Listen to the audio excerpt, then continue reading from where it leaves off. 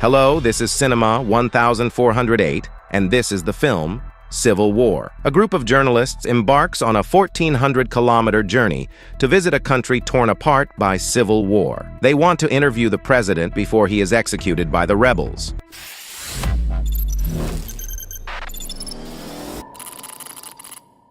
The film begins in the near future after the end of the war in Ukraine. The President of the United States addresses the American people, claiming that the rebels from California and Texas, who wanted to proclaim an independent California and Texas, have been successfully suppressed, and the rebellion is nearly over. During this broadcast, a female photojournalist named Lee Smith watches from her hotel room, with nighttime New York visible through the window, explosions flickering on the streets. The next day, Smith goes to a humanitarian aid distribution point, where the number of people in need of food and police officers almost equals the number of journalists. Meeting her colleagues at work, our main character puts on a yellow press vest and starts working. She photographs the police beating opposition members and sees a young, aspiring journalist named Jesse, who is accidentally hit by a police baton. Smith pulls the girl out of the crowd and shares her yellow vest, hoping it will distinguish her from the dissenters. At that moment, Smith notices a suicide bomber running into the crowd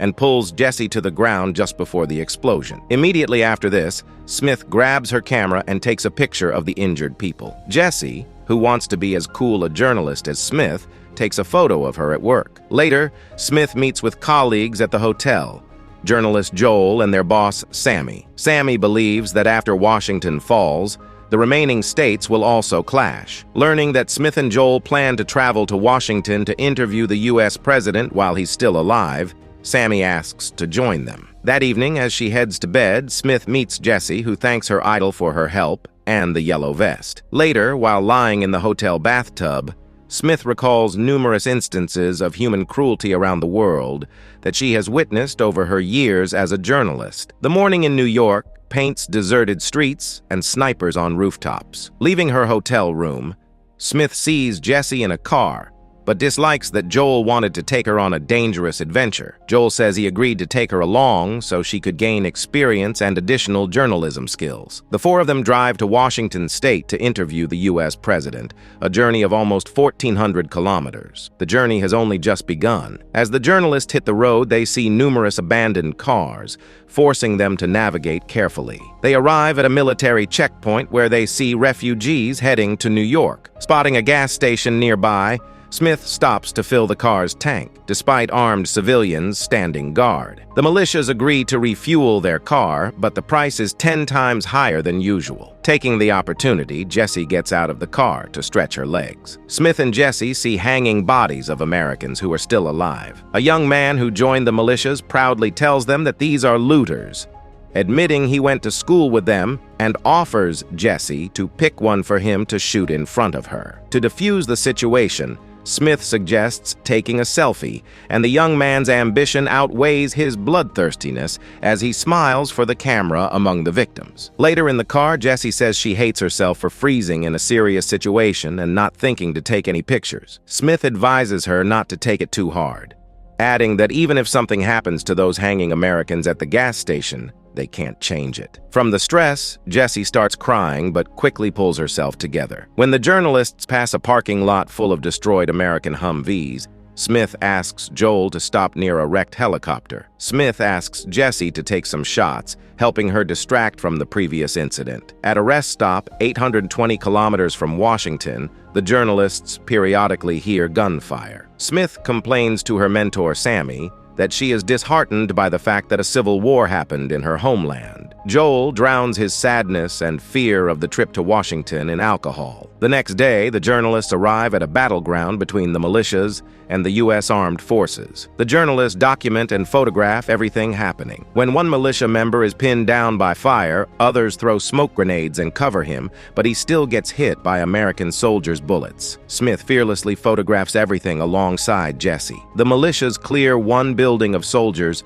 and find a wounded American soldier who they kill instead of helping, allowing the journalists to film it all. Jesse carefully approaches the dead American soldier with her camera to photograph him. Meanwhile, Joel happily chats with the militia commander, while other shooters line up the captured American soldiers and machine gun them with Jesse taking photos nearby. Smith lazily looks back and continues smoking. When less than 500 kilometers to Washington remain, the journalists arrive at a refugee camp on a stadium. Smith brings Jesse lunch and shares her professional experience. Jesse shows her photos, pausing at the frame of a dying U.S. soldier. After spending the night in the refugee camp, the journalists drive through deserted streets filled with burnt cars. Jesse photographs everything she sees, including her colleagues' emotionless faces, hardened by years of work in journalism. Their next stop is a small town, surprisingly living a normal American life, without shootings and fires. The journalists visit a clothing store where Joel asks the shopkeeper if they know about the Civil War in the U.S. The shopkeeper replies that their town has remained neutral,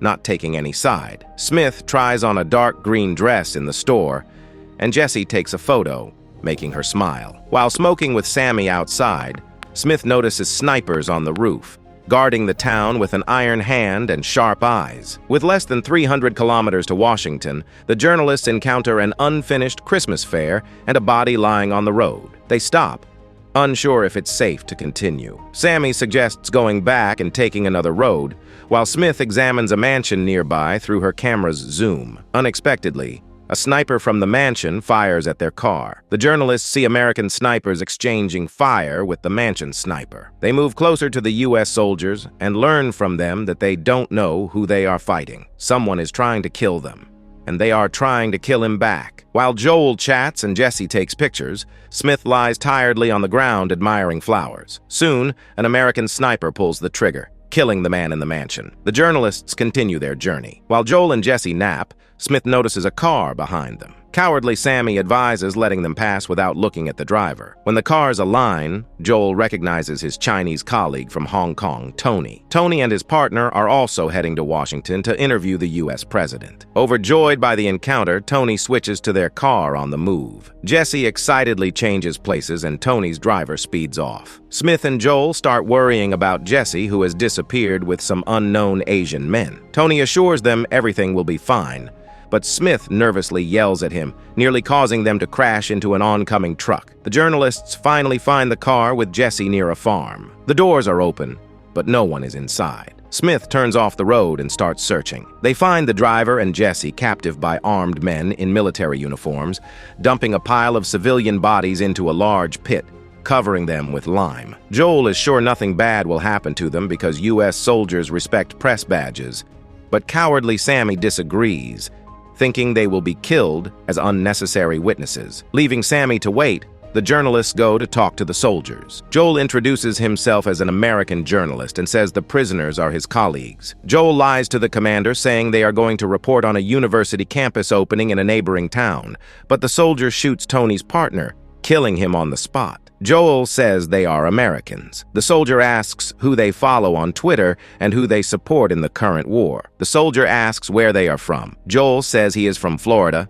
Jesse says she is from Missouri.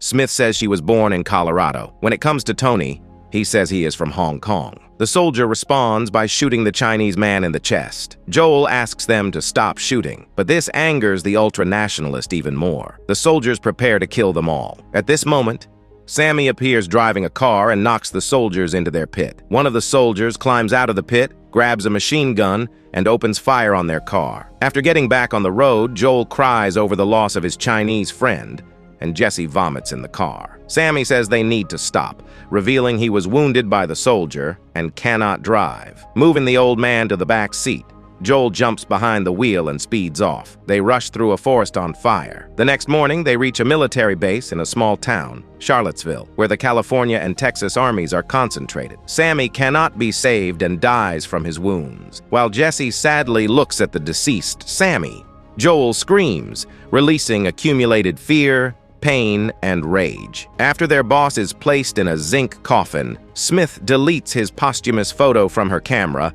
not wanting it to be another illustration of the war. Joel tells Smith that the Texas and California soldiers have started storming Washington, and it will not be possible to interview the president before the war ends. The following morning, while Smith cleans the car of blood, columns of military equipment from Texas and California move towards Washington. Smith realizes it would be foolish to miss such a historic event, So the journalists follow the military to document the assault on the White House. Fierce clashes occur in the city between the Texas and California forces and Washington's defenders. During this time, an inspired Jesse risks her life for great shots, while an exhausted Smith doesn't take any pictures. She watches as Texas and California soldiers launch rockets at the Lincoln Memorial. Mortar teams take positions on rooftops to bombard the White House, where the U.S. president is located, with main forces converging for the decisive battle. The U.S. forces hit a Humvee in front of the journalists,